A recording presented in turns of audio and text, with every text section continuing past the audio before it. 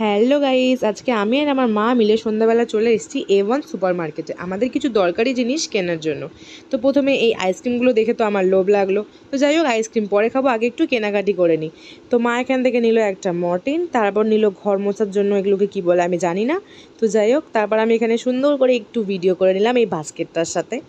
তো তারপর মা এখানে নিল সার্ফ এক্সেল, তারপর নিল বাসন মাজার জন্য ভিম বার, আর তারপর নিল একটা মশলা। এখানে অনেক মশলাই নেই যেগুলো আমরা চাই, তো যেটা পেলাম সেটা হাতের সামনে নিয়ে নিলাম।